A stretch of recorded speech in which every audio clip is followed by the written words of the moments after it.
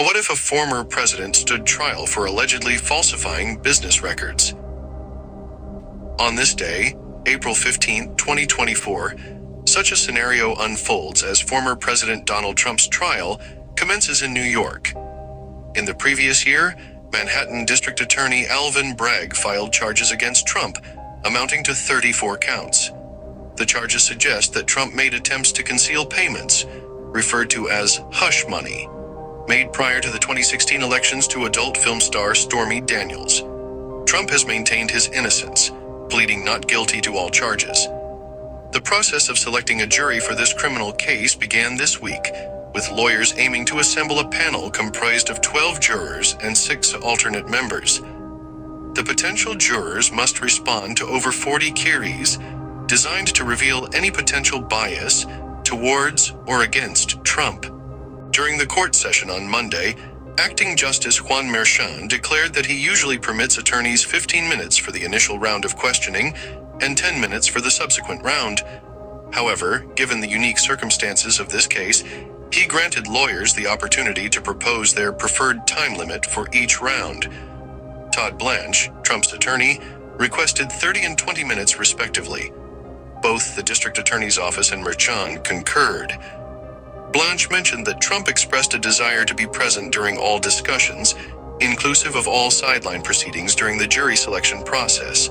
Previously, Merchan issued a gag order against Trump, barring him from making public comments about anyone involved in the case, including the relatives of those implicated. Trump has made several attempts to disqualify Merchan from the case, alleging a conflict of interest.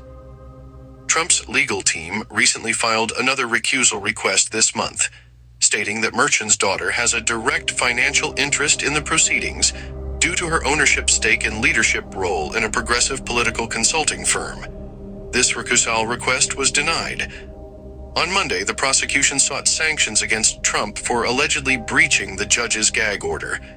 They argue that Trump's recent posts on Truth Social made statements about potential witnesses. In one of the social media posts, Trump referred to 2 sleazebags, which the prosecution claims pertains to potential witnesses Stormy Daniels and Michael Cohen, Trump's former lawyer. Blanche contends that Trump's posts do not violate the judge's gag order, arguing that they were limited responses to the salacious, repeated, vehement attacks by these witnesses.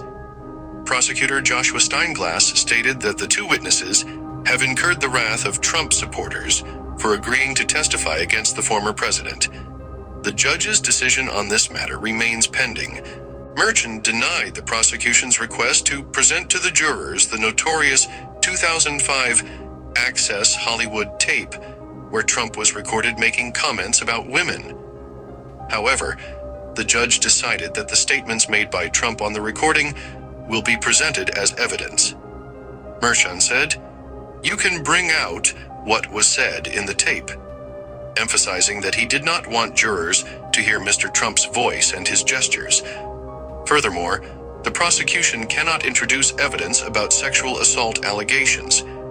Merchan dismissed these claims as complete rumors, complete gossip, completely hearsay. However, Merchan has agreed to allow the prosecution to present testimony from Karen McDougal, who alleges she had an affair with Trump for approximately a month in 2006 and was paid to keep quiet. Trump has denied these allegations. In summary, the trial of former President Donald Trump is underway, with jury selection beginning this week. Prosecutors are attempting to sanction Trump for allegedly violating a judge's gag order, while the defense argues that Trump's social media posts are merely responses to attacks by potential witnesses. The judge has denied requests to play the 2005 Access Hollywood tape, but will allow the statements made in the tape to be presented as evidence. Evidence about sexual assault allegations are deemed hearsay and will not be admitted, but testimony from Karen McDougal will be permitted. The trial continues to unfold, and the world watches with bated breath.